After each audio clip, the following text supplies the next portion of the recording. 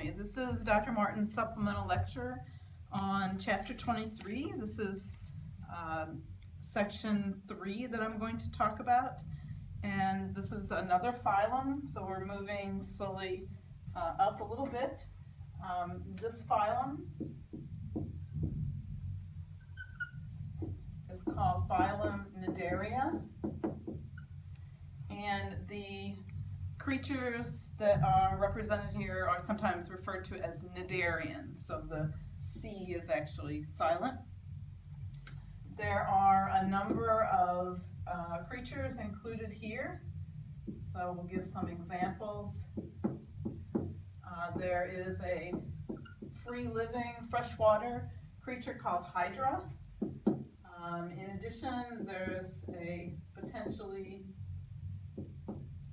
fatal cnidarian called Portuguese man of war, and it's, as I mentioned, its sting can be fatal. In addition, the corals and sea anemones are also part of this group. Oh, and of course the jellyfish. If you want to see some living examples of this group, you can see them at the zoo. But in addition, there is an aquarium store in Memphis. You can actually go to their website. The aquarium store is called Memfish, a little play on words.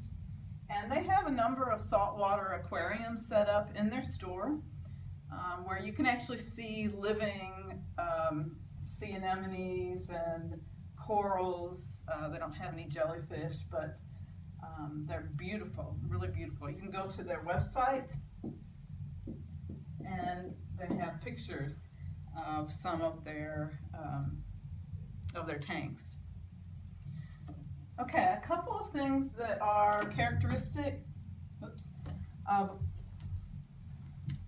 all of the cnidarians. Two characteristics.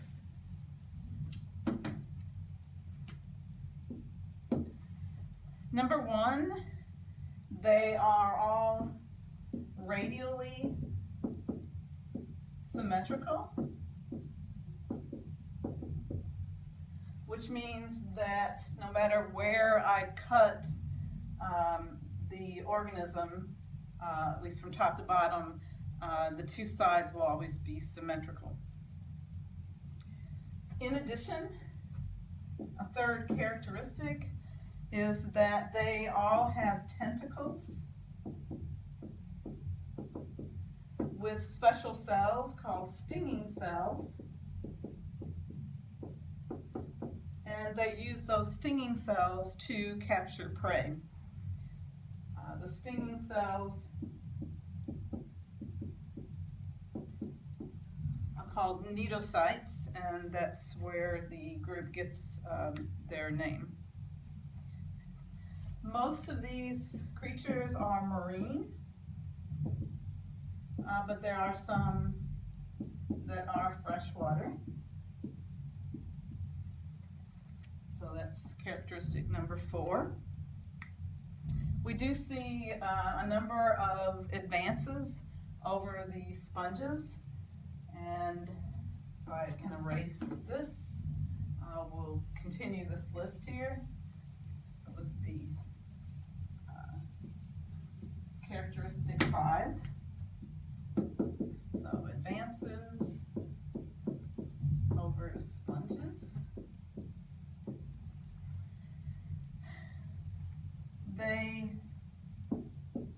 Their development is a little more advanced. They do have a stage called the gastrula stage that's actually not seen in the sponges. And maybe more importantly, that we do see the beginning of tissues. In other words, groups of cells that work together to perform a common function. And so in this group. We have a group of cells called the epidermis. We also have some cells that constitute a nerve net, allowing the organism to actually respond in an organized way to the environment. Another characteristic of this group is that if we take the group as a whole, we really only see two body forms present. And I've illustrated these body forms here. They are illustrated, I believe, in your textbook, figure 23-6 and 23-7. And these two have names. This is called the Medusa form, and this form here is called the polyp form.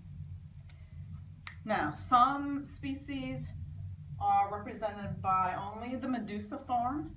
Some species exist only as the polyp form, but there actually are species that cycle through both forms here.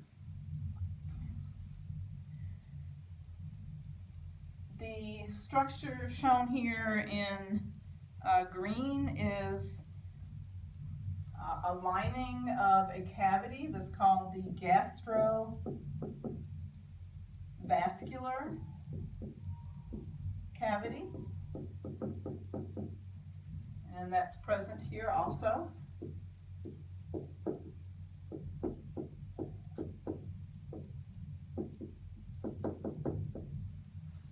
So this is an internal cavity in which digestion will occur. There is only one opening in this group. So we have, for example, here, an opening that serves as both the mouth and the anus. Here we have that opening also. And there's a couple things I did not add here. We'll put here. The opening to the gastrovascular cavity is surrounded by tentacles. That's pretty readily seen here. My drawing's not so great here, but those tentacles are constantly grabbing food particles and bringing them into the mouth. And then that material will be digested inside the gastrovascular cavity. And then the waste products will be exited or deposited outside. The outer layer is called the epidermis.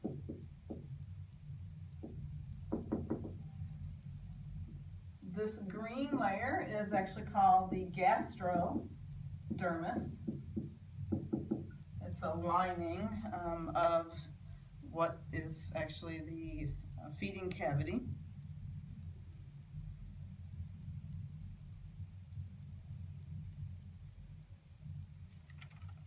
Okay, I think that's actually everything that I wanted to say about this group. Perhaps, actually there's one more group, another layer. It's not a defined layer, but it's called mesoglia. And this is